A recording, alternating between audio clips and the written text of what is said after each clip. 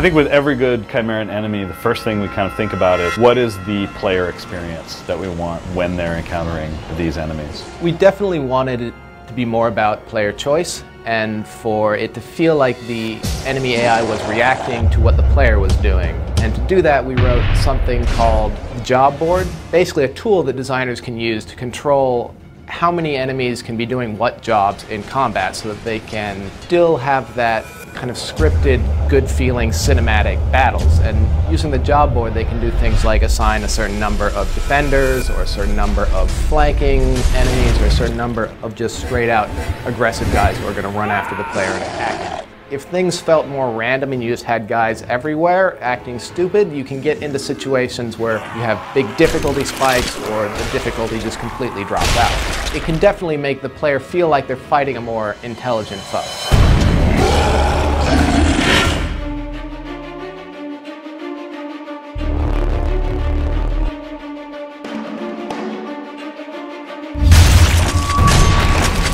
The Grims are, for lack of a better term, almost aborted hybrids. So they're halfway between human, halfway between a hybrid. Malnourished, malfed.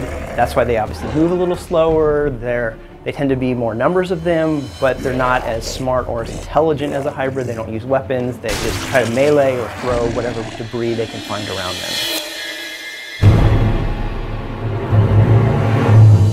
The hybrids are becoming more stronger because it's now their environment, it's getting closer to their homeworld. In R2, we had the hybrids that had a lot more armor to keep them colder and sort of to insulate their bodies, but now that the world is getting colder, the hybrids are tending to wear less armor because it's more like their homeworld. The Longlegs started as an idea of how can we make a jumping chimera. We had initially some more bird-like creatures, some more dinosaur-looking like creatures. Dialed it back, we designed a very intricate, detailed hydraulic system for his legs that allow him to kind of jump and hover as he's moving around the level.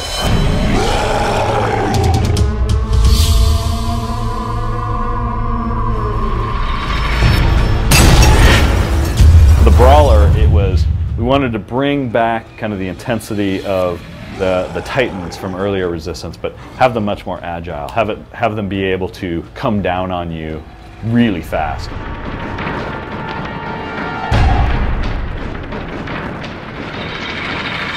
Almost indestructible. He has weak points which, unless the player shoots those, he isn't going to do any damage to him. He is a melee character who runs around destroying whatever's in his path, including you.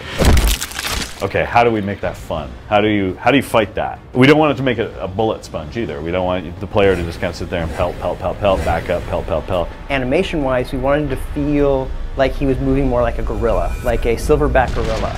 We didn't want him to feel like just a dude in a suit. The thing kind of develops on its own in rough form as we're developing the art style, kind of how you make him a Chimeran-looking creature goes part and parcel with how do you make him feel good and fun in a situation.